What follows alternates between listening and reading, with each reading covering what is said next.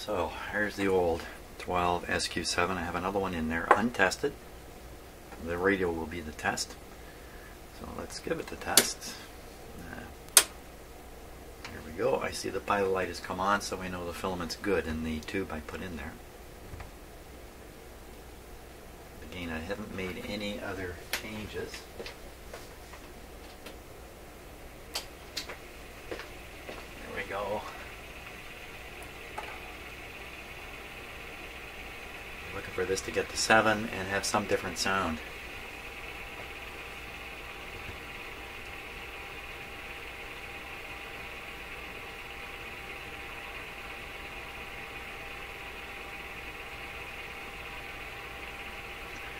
Well, if anything, it's a little weaker now.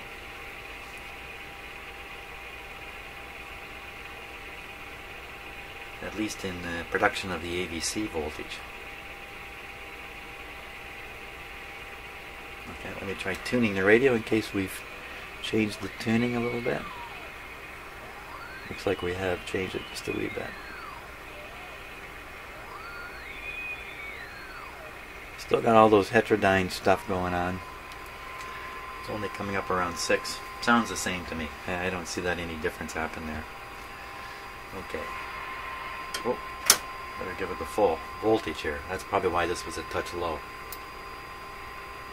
Could even be the tuning deal too. Yeah. So it's exactly the same. Virtually exactly the same. Okay, next thing is, see, anytime I get my hand near this antenna, you can hear the shh come up, which makes me wonder a little bit too. So, another tube that could throw this guy off is either one of the two more front-end tubes, the mixer tube or the IF tube.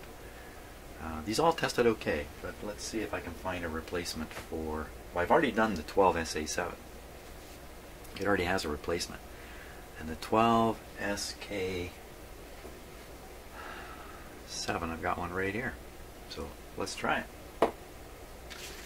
it.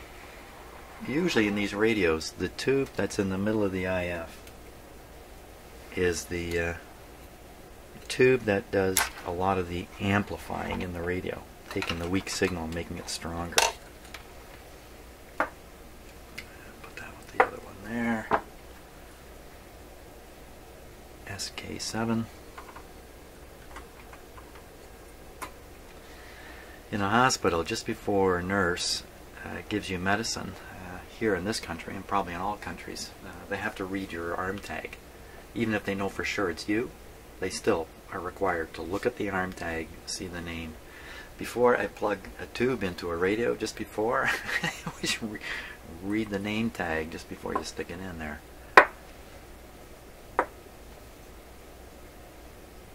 Right. Okay, ready for another test. There we go. Oh, you know what? I put the original bad SK7 in there. How do I know that? Because the pilot light did not come on. So this is a dud. This is a dudden tube. I don't have my handy Xer. Here's another one. Oh, so that was already a replacement I had in there from the very, very original one. Let's try another one. 12 SK7. Okay, here we go again. Okay, lights on this time.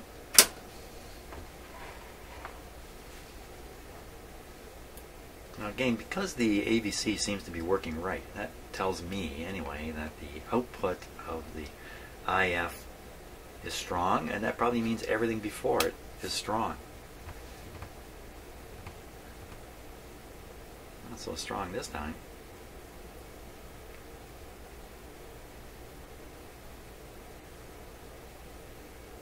Hey, radio, where are you? Okay, so I stuck a bad tube in. You might remember more of what I did before than me, even. Why have I got a bad tube sitting? That's two 12 SK7s that are duds here. Open filament, and this one that just doesn't do anything.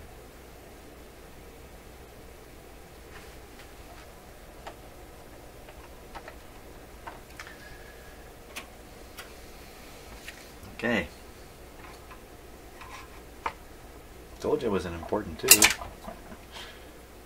I just winged off the antenna wire there.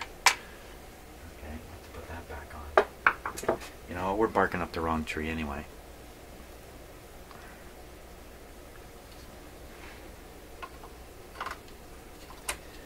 I think this might be it for the radio. Myself. Okay, I'm going to solder this guy back on here.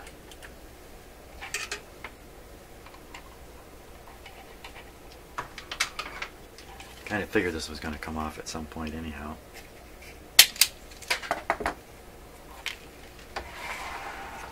Radio is switched off.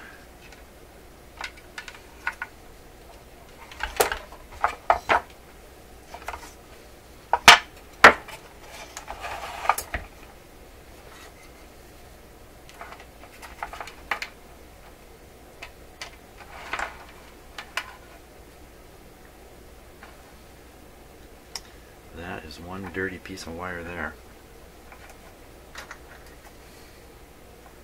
Let's go back a little further. Look very good.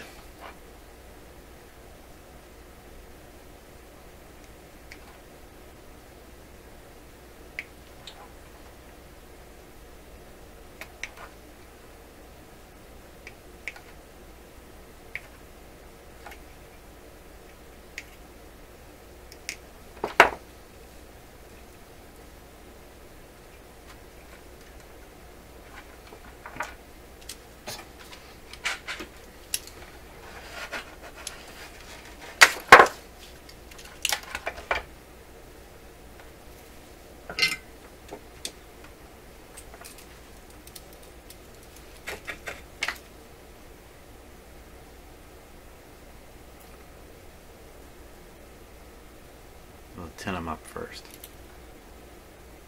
Try anyway.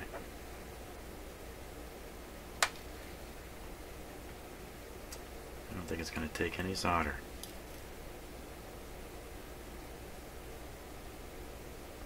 Smoke coming up off that wire. Okay, it's getting a little bit.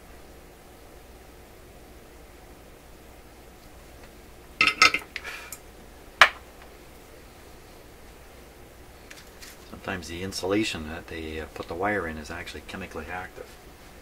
It may be slow motion chemically active. Take 10, 20, 30 years to do something to the wire underneath, but here we are 30, 40, 50 years later.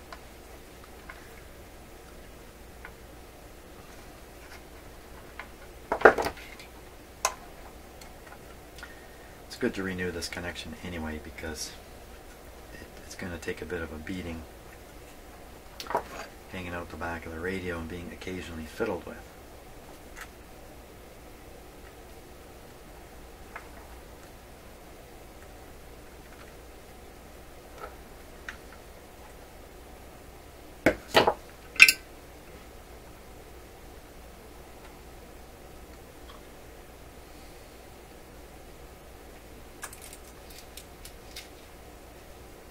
What am I doing? Way off camera here. There, behind my hand.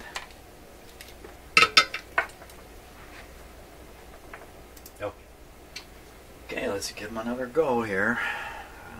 It's actually quite a struggle soldering that wire on again.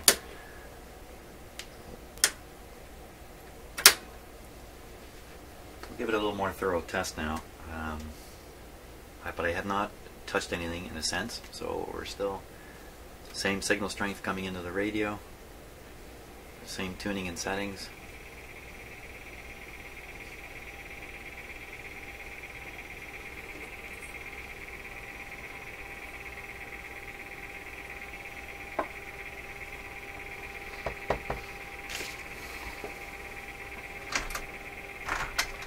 There we are. Okay, so we're on full power supply.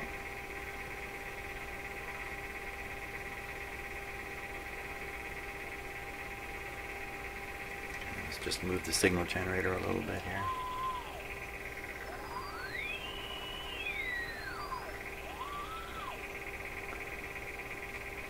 Okay, so that signal I'm feeding right into the antenna through this capacitor here is around 100 times, say 500 microvolts. That's a fairly strong signal, but there's not much to this radio. Okay, everything is just as it was. I changed all those capacitors. Nothing has changed. Excuse me, in this radio. So let's go with tuning and see what we can find here. Take that off. This just tells me this antenna is not tuned properly. So we're going to take another shot at trying to tune the antenna too a little bit.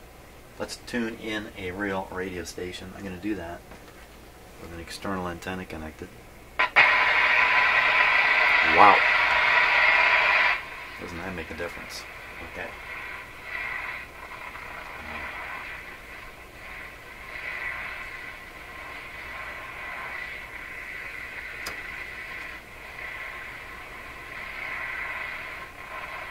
Right around here. It's usually a French station.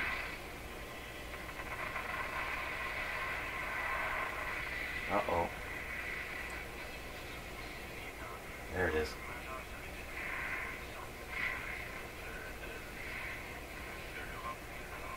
Seems a little better.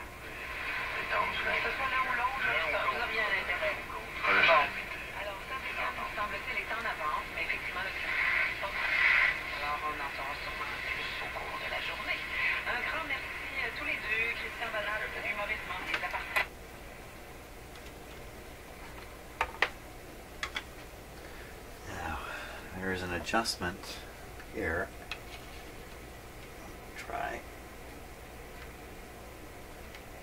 I have the feeling the antenna is not resonating with the radio well.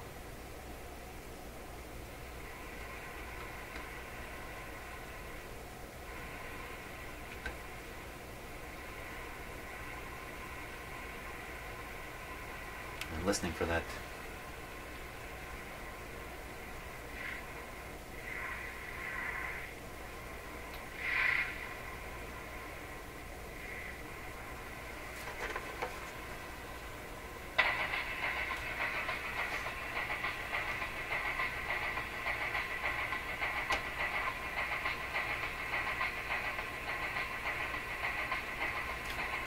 Watching the meter.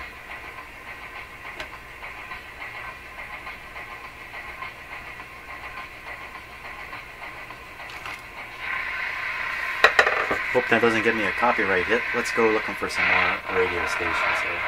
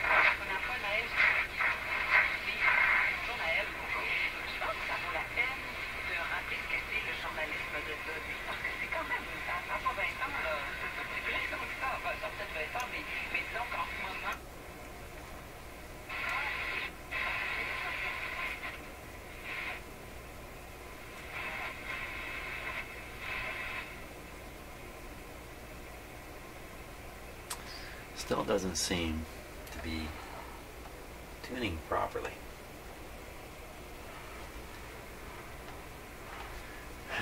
There are capacitors involved directly with the signal coming in. There's this one here, C probably 6. C6. Mica 390.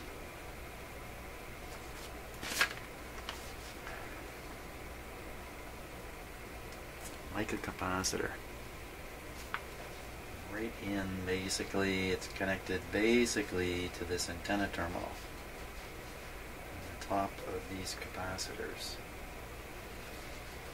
And this resistor here, R1. R1. 1 megohm, R1. Okay, I'm taking a quick look in there. There's the 1 megohm. I do see it. Okay, so 1 megohm is hidden right here. Maybe this is the guy? This guy, yeah, see there's a wire right here coming in from the tuner. The tuning capacitor connecting here. Capacitor there. They connect here to a tube terminal on the first tube. There we are, tube terminal on the first tube, and this resistor, there it is.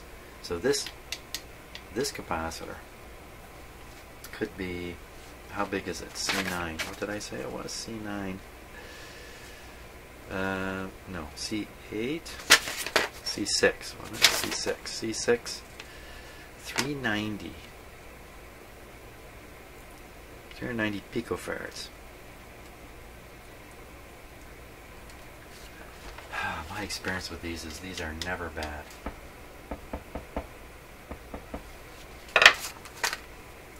390 picofarads, eh? Okay, let's get something close to that. And we'll stick it across. We'll just stick it across. 390. Quick like a bunny. Anything around 390. Here we are.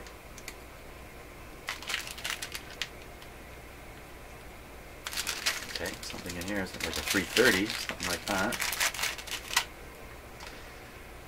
270. 270.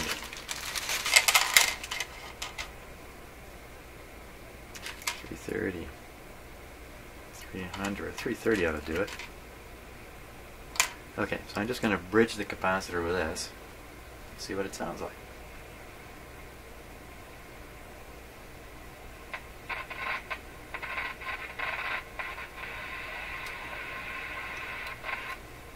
So lots of problems here when I do this. I'm injecting signals right into the radio. I mean, just touching one lead.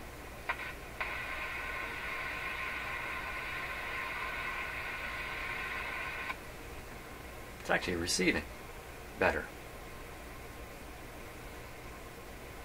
What's going on with this radio? Crossing the capacitor doesn't do anything.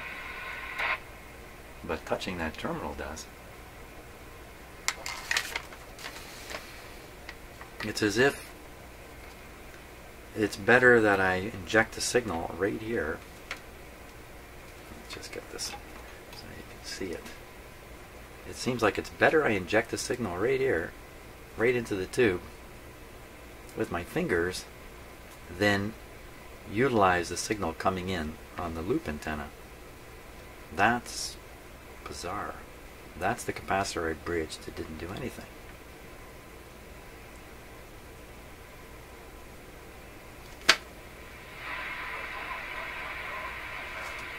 See, when I'm changing the electrical factors of the coil when I do this. And I'm also presenting the signal I have inside me here. In fact, if I get rid of the signal inside me, I might get a shock here. I'm really gambling now.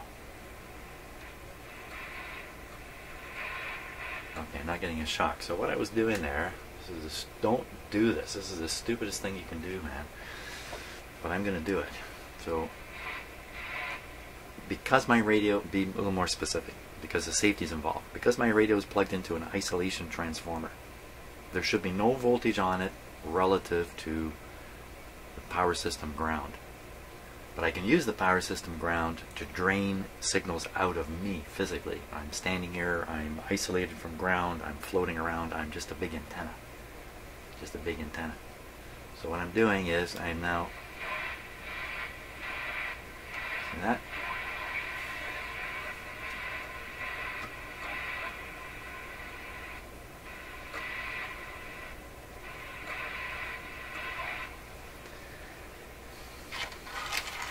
So, you know, there's radio signals here to be picked up by this radio. If we can just get past the antenna into the radio, it seems to work.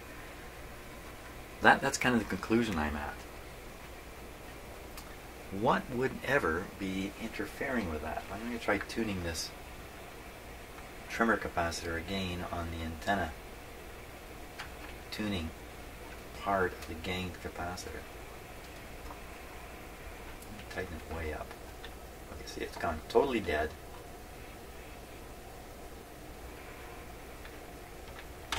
Just seems to be one peak there. I'm going to open it way up here.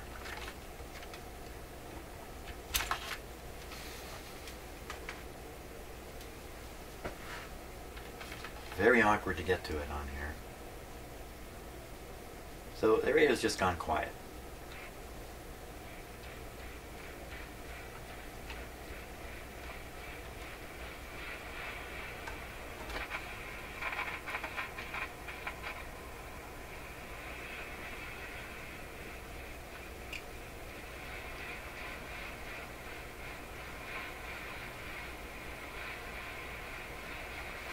Based on my little experiment there, I would say doing this is not really changing the resonance point of the antenna and its associated tuning capacitor.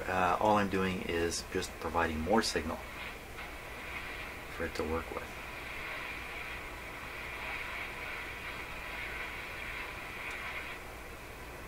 You know, that's it for this radio. I don't know how else I can get it to go any better. Oh, how about a resistor that's blocking the signal or interfering with the signal? Okay, I guess I gotta give a little bit of attention to that. So let me study the schematic here and see if I can pick off a resistor or two for testing. Okay, I got one more mystery capacitor to do, and that's this one here, which I'm pretty sure is not an original capacitor. And I saw on it earlier it said 27,000 picofarads, which is 27 nanofarads, which is 0.02 microfarads. 0.02 microfarads. 0.027 microfarads. It's capacitor 21.02.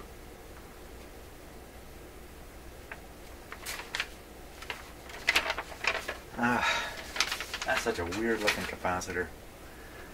I think I'm going to replace this. And we'll put in something that looks a little more like a regular capacitor, and we'll see what happens here. Okay, so this capacitor is out. Very unusual. A regular, more normal looking capacitor is in there. Let's fire it up, see if anything happened. Chances are, I don't think so, really. Okay, so we don't have a signal being injected from the signal generator, but we're still reading the ABC voltage here.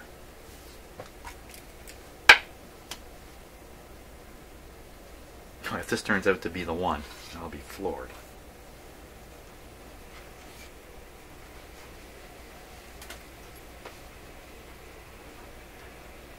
Let's put the outside antenna on.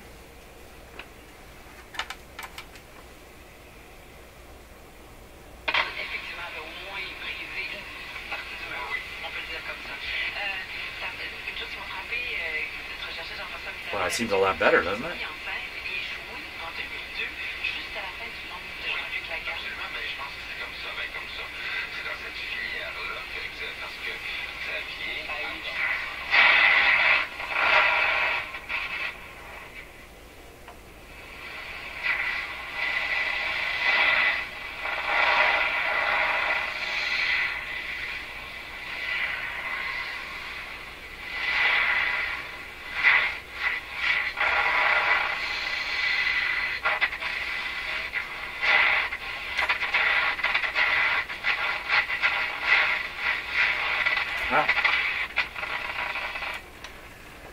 I think we've achieved all we can achieve with this radio. I just don't think it's going to get any better at this point.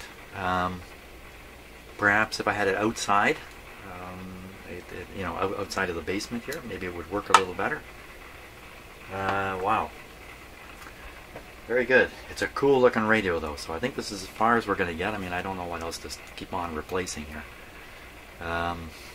Let's get it back in its cabin.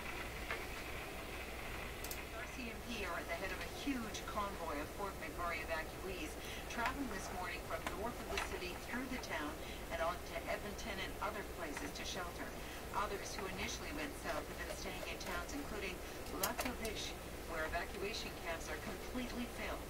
The CBC's Evan Dyer reports. No less than 1,500 people approximately are now staying here at the Bold Center. That's about triple what we found here yesterday morning.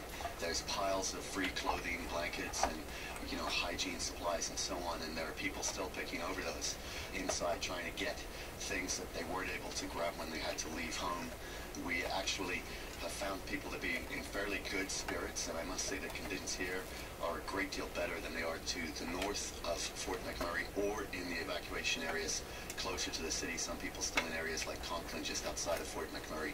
Once people get here, they're finding that they're being pretty well taken care of. There are now 2,700 evacuees here in the town of Lac La Biche. That's more than the resident population. So while Lac La Biche has put on just an extraordinary effort, I really think that in this case it's stretched the limit, and those people are going to continue moving to Calgary and Edmonton. That is the CBC's Evan Dyer in Lac La Biche.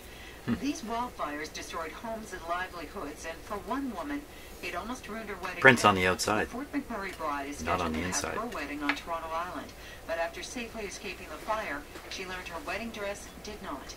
As CBC Toronto's Nick Boisvert reports, a lot of Toronto women stepped in to help. Elise Boissonneau is browsing the aisles at a Dundas East bridal store. There's lots of dresses to choose from, so it's going to be hard.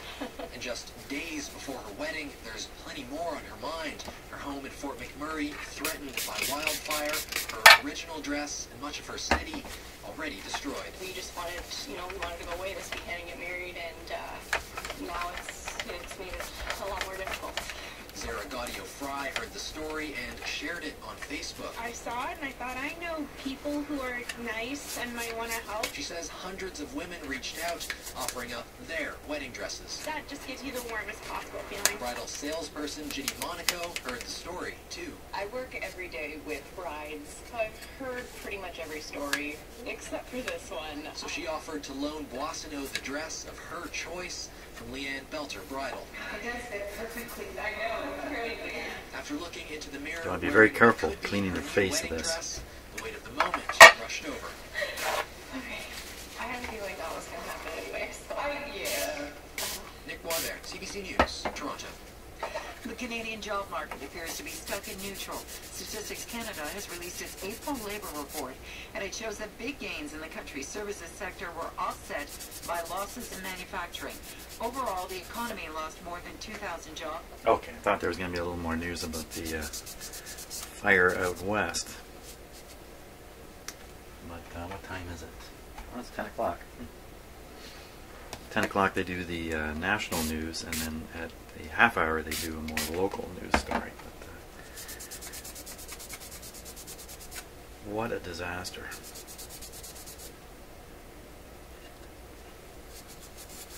So I'm going to clean this up. You can see I got it off. There were 4 screws retaining it. I was happy to see that. Wasn't expecting it, so I can get this off and clean it. I got to be really careful. No doubt this has been cleaned many, many times over the years. And you can see a little bit of wear in here, not too much. So it's pretty good paint they put on there, but I still want to be very careful. Ruin the dial glass, ruin the radio. So I'll just keep going here. Okay, I've also noticed quite a few tears in the speaker cone. It's very important to seal the tears in the speaker cone because they will let air through as the speaker operates, and the torn edges will flap, and you get a sort of sound out of it, and you don't want that. So I'm just using fingernail polish here. If I start giggling in a bit, you'll know why.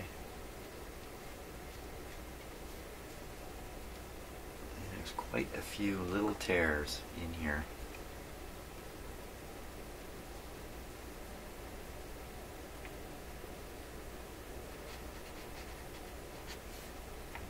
You like that line there.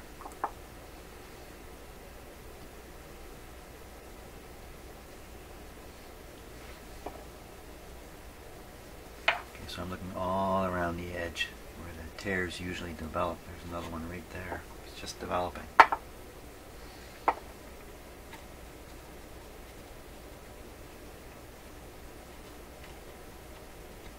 It's very important that in a speaker, that the air behind the speaker not find its way to the front of the speaker. There's nothing, particularly on bass, because of the long wavelength and duration, there's lots of time for air to move between successive peaks of a low tone, for the air to sweep around the edges of the speaker. Now, of course, this speaker doesn't really have any low tones, not really low. So, not so worrisome for something like this, but that's why your speakers are in a box. Okay.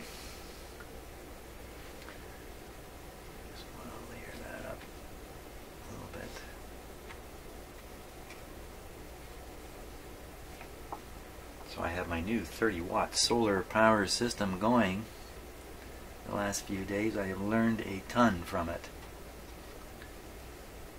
A ton of stuff I have learned, which I'll be happy to share with you once I think I got a good grip on the whole solar story. Solar story.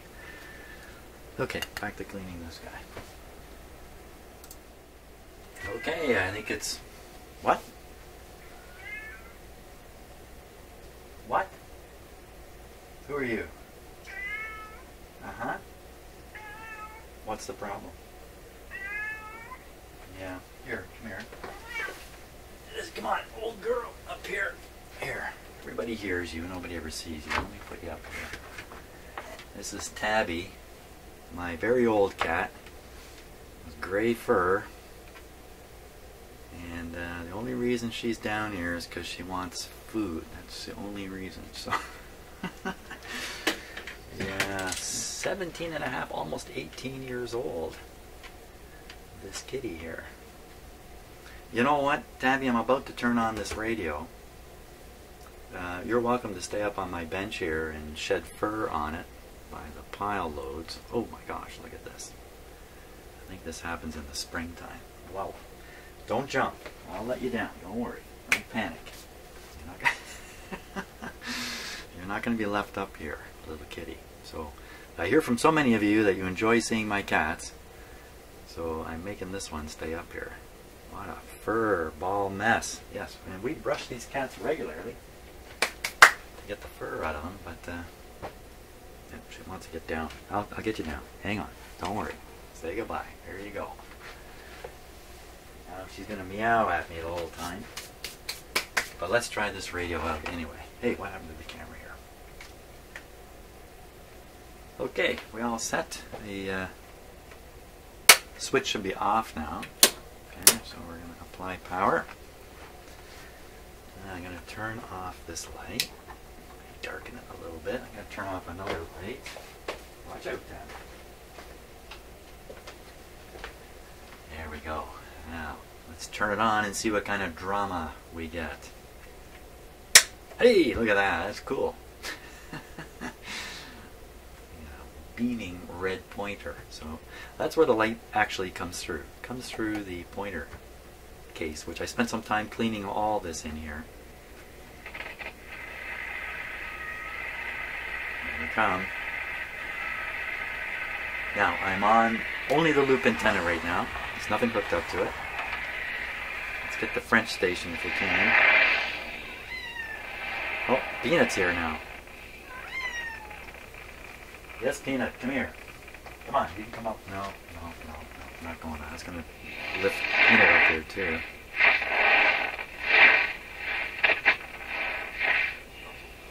There it is.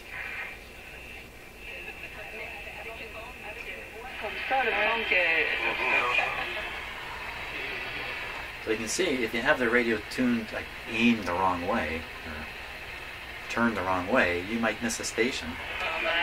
It's there to be heard.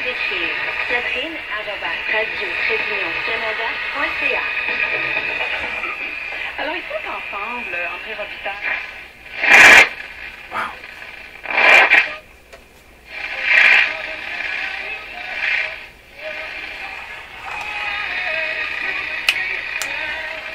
Heard it through the grapevine.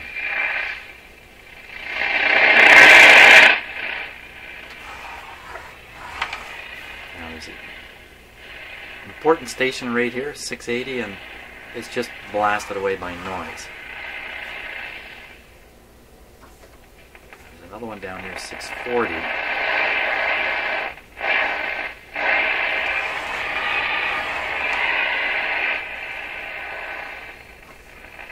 Not likely to get anything else down here. Wait a minute.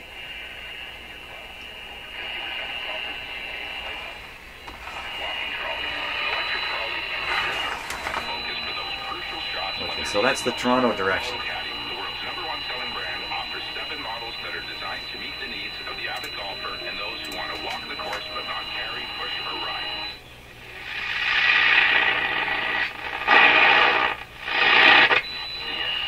We're going to talk about the primary tip this time. It's alignment and how important that is. It's extremely important. It's alignment. They're talking about radios. No, they're not. They're talking about cars.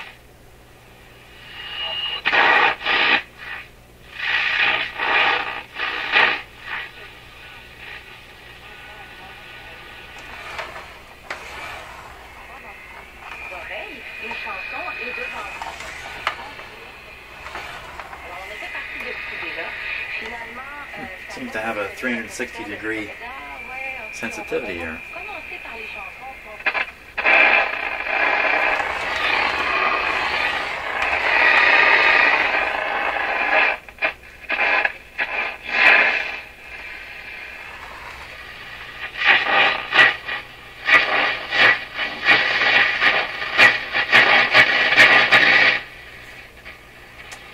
So, I think, that's probably as good as a radio like this is going to work.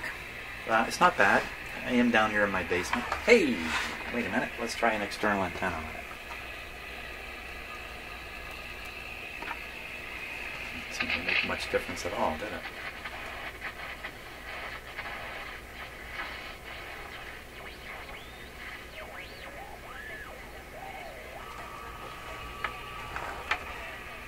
So the directionality's gone now. It's really picking up from the antenna.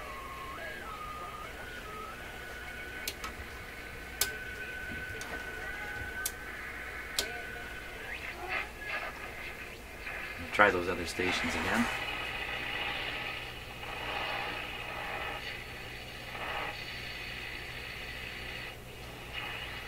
No. It just won't get them. But I'll bet you take this down to Toronto where you're much closer to the transmitter, and those Toronto stations are going to come in probably quite well, and a few others too. So there we go. There it is. The Northern Electric 5200, I think is what this one's called.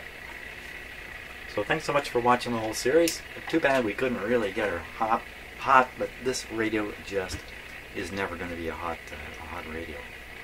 But it's very cool looking, and it certainly works. Fantastic. Okay, hey, on to the next thing. No time to waste here. On to the next thing.